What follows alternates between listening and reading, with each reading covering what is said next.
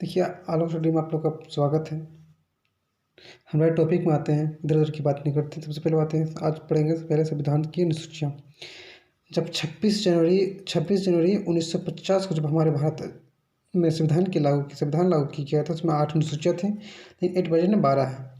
तो शेड्यूल 1, सब लोग शेड्यूल 1 की बात करेंगे, शेड्यूल 1 पढ़ेंगे, ठीक है। अब शेड्यूल 1 में क्या दिया हुआ है? शेड्यूल 1 क्या कहता है, किसकी उल्लेख करती है? पहले आइए उसको पढ़ते हैं। Name and the area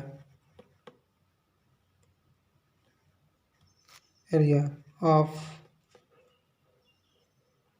all Indian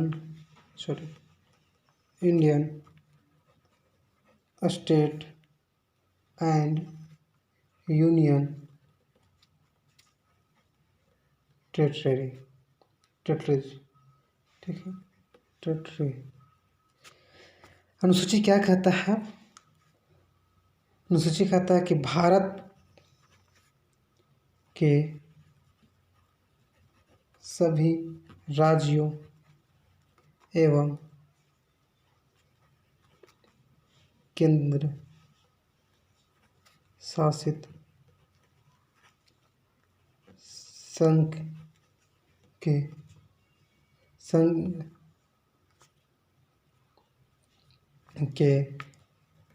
नाम एवं उनका विस्तार ओके। देखिए, अनुसूची ए बतलाती है हमें कि name and the area of all Indian state and union territories, ठीक है। भारत के सभी राज्यों के संघ के नाम एवं उनका विस्तार के बारे में बतलाता है, ठीक है। तो हम लोग ये भी कर सकते हैं कि हम लोग प्रेजेंट में कितने राज्य हैं, ठीक है। बहुत सारे देखते हैं कि कभी कोई कहते हैं 29 राज्य, कहते हैं 9 केंद्र शासित प्रदेश है। तो आइए हम लोग पहले इसको देखते हैं। हमारे भी अभी एट प्रेजेंट में जो हमारे एट प्रेजेंट में हमारा स्टेट है वो 28 है, और हमारा संघ यूनियन टेरिटरीज है वो हमारा 8 है, ठीक है। अब देखिए, इनमें से एक एक्सेप्शन में आता है दिल्ली, ठीक है। दिल्ली को क्या चाहिए? एनसीटी माना गया। क्यों? इस कौन सा आर्टिकल 239A में। इसका मतलब क्या होता है? नेशनल कैपिटल टेरिटरीज, ठीक है। वही होता है। इसका हिंदी के रूप कैसे?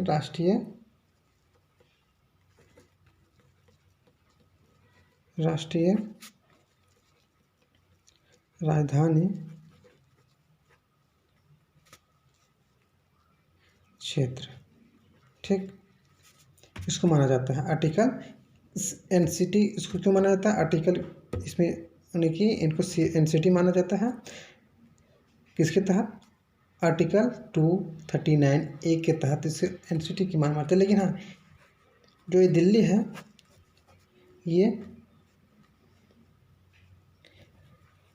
केंद्र शासित प्रदेश है। ये केंद्र शासित प्रदेश है, बट इसे एनसीटी की दर्जा दी गई है आर्टिकल 239 में, ठीक है। तो सबसे पहले बात है इसमें कि कोई पूछता है कि जैसे कभी कोई पूछेगा कि जब ये जम्मू कश्मीर 370 हटा दिया गया तो यानी कौन सा अनुसूची प्रभावित हुई, या पूछेगा कि नए राज्यों का जो माने नए राज्यों आते हैं, नए राज्य के नाम गठन होती है, तो कौन सा अनुसूचियाँ प्रभावित होती है? तो हम लोग सब अनुसूचियाँ ये अनुसूची 1 प्रभावित होती है। राज्य के नाम, क्षेत्र नाम, उसका कुछ भी विस्तार होता है, नाम वगैरह कुछ विस्तार होता है, तो हमारा अनुच्छेद 1 प्रभावित होती है, ठीक है। अब अनुसूची 2 आते हैं। आज हम लोग अनुसूची शेड्यूल पढ़ते हैं 2 या अनुसूची द्वितीय।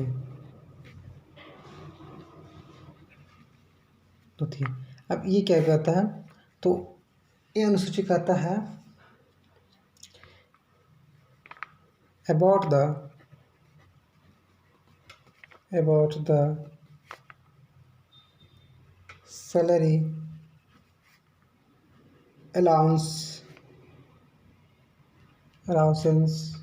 and pensions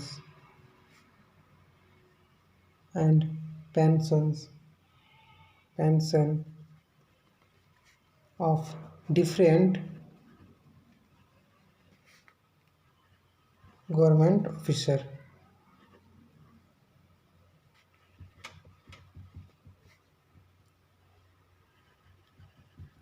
थोड़ा सा मोबाइल इधर उधर हो जाता है क्योंकि लिखने पर थोड़ा ध्यान देते हैं, तो मोबाइल पर नहीं ध्यान देते हैं, थोड़ा सा इधर उधर हो जाता है तो क्षमा करें। ठीक है कि मतलब शेड्यूल क्या बताते हैं, about the salary allowance and pension of different government officer. ठीक, तो भारत की विभिन्न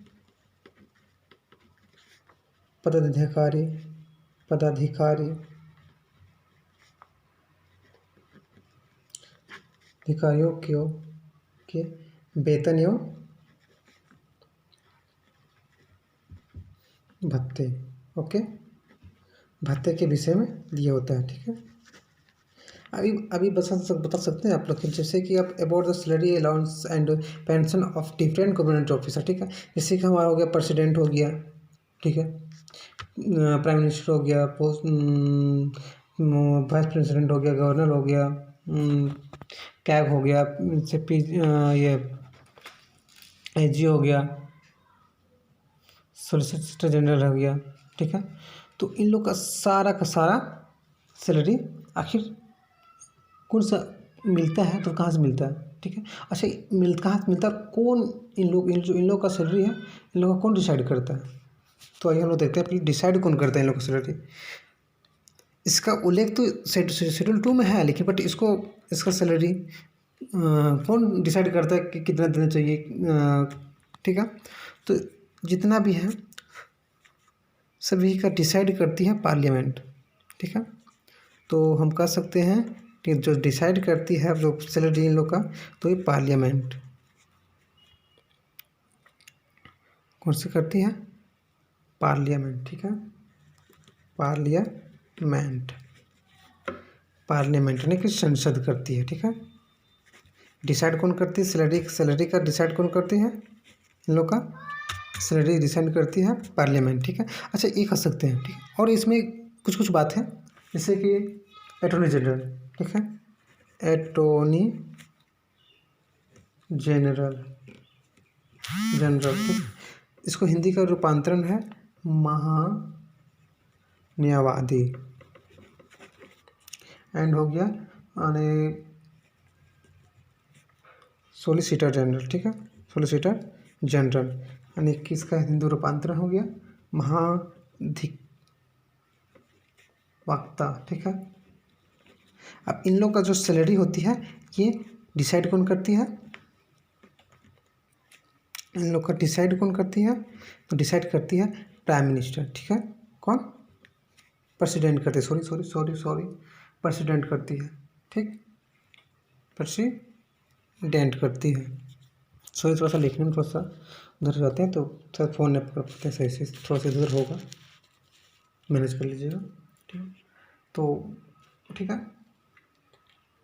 इन लोग का जो अटॉर्नी जनरल है और सोलिसिटर जनरल है, सोलिसिटर जनरल है, वो लोग का ये सैलरी डिसाइड करती है पार्लियामेंट। ठीक है, ये सॉरी यानी कि ये प्रेसिडेंट, और जितना भी होती हैं अधिकारी उन लोग का। ऐसे इन लोग का जो सैलरी मिलती है उसको क्या रहता है, रिटेनर इसको बोलते हैं, रिटेनर। ठीक है, रिटेनर, ठीक है, रिटेन कहते हैं, इसे क्या कहते हैं,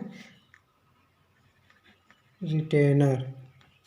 ठीक है, रिटेनर इसको सैलरी दी जाती है, तो इसको सैलरी का क्या कहते हैं, रिटेनर। अच्छा एक बता सकते हैं, जो हम लोग का प्रेसिडेंट होती है, प्रेसिडेंट एंड गवर्नर, ये दोनों का सैलरी को क्या कहते हैं? तो उपलब्धि श्लोक, इन लोग का उपलब्धि उपलब्धि सुख कहते हैं। इन लोग का सैलरी को उपलब्धि कहते हैं। इन लोग का जो अटॉर्नी जनरल है और सोलिसिटर जनरल है और महान्यायवादी और महाधिवक्ता है, तो इन लोग को सैलरी को क्या कहते हैं? रिटेनर।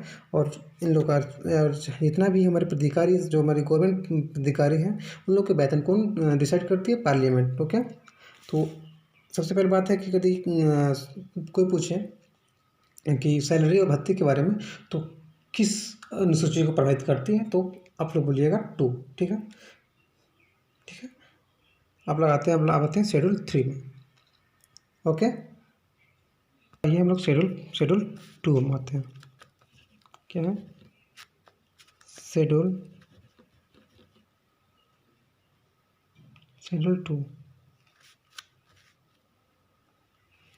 सॉरी शेड्यूल 3 अनुसूचित, सॉरी क्योंकि मेरा फर्स्ट वीडियो है तो थोड़ा मोड़ा गड़बड़ा जाता हूँ, क्योंकि बस मैं प्रयास करूँगा कि आप लोगों को सही दे पाऊँ, सही कंटेंट दे पाऊँ, क्योंकि फर्स्ट वीडियो थोड़ा सा कुछ हिचकिचाहट होती है। जानते हैं, पर हिचकिचाहट इसलिए होती है क्योंकि फर्स्ट टाइम जब लोग माइक पकड़ते हैं थोड़ा सा कपते हैं, उस तरह मेरा भी हो रहा है, समझे? ठीक, बस आप लोग थोड़ा सा प्यार दीजिए, लाइक कीजिए, सब्सक्राइब कीजिए इस चैनल को।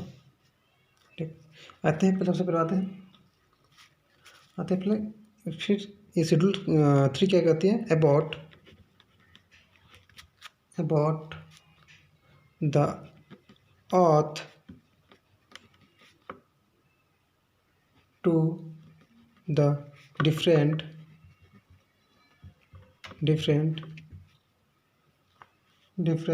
Government officer. इसका हिंदी रूप क्या हो जाएगा? विभिन्न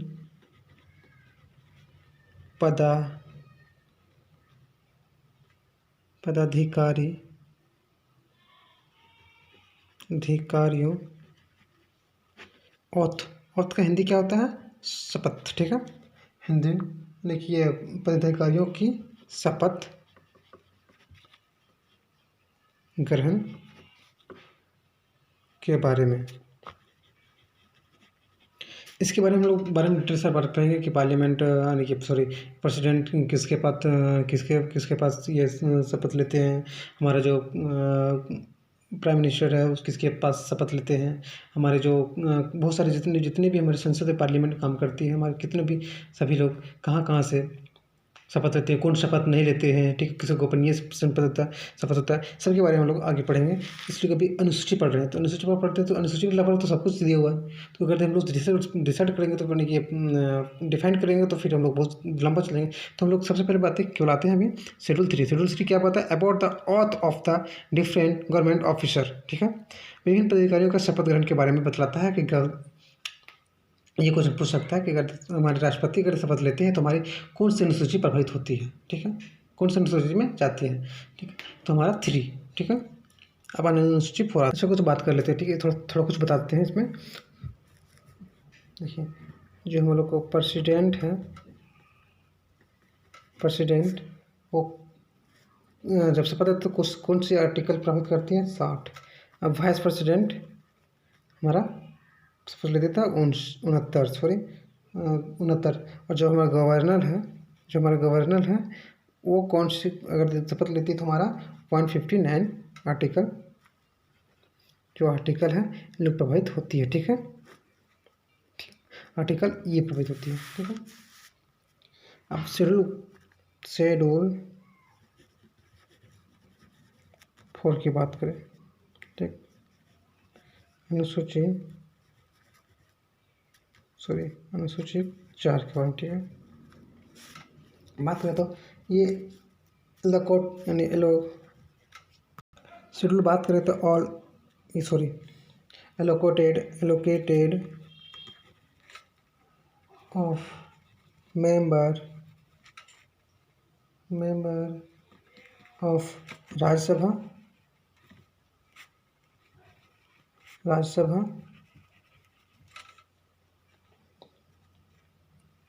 from different different state and union territories, ठीक है। इसका फुल ये शॉर्टकट नेम है यूनियन टेरिटरीज, ठीक है। देखिए शेड्यूल 4 क्या कहता है कि विभिन्न राज्यों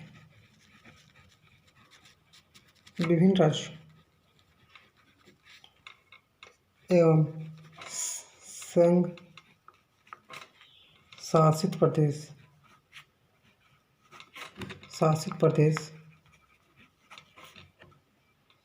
जैसे हो गया दिल्ली। देखिए सभी में लोकसभा राज्यसभा की सीटें नहीं होती, हर जो हम लोग यूनियन टेरिटरीज होती है सभी में होती है। कुछ होती है जैसे दिल्ली में होती है, दिल्ली में क्योंकि आप लोग को पहले बता चुका हूँ कि ये क्या है, ये दिल्ली किधर गया, सॉरी किधर गया, ठीक है।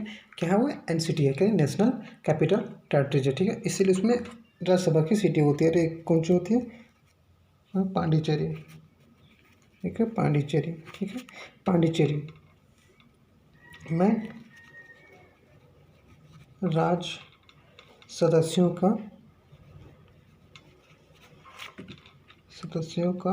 आवंटन।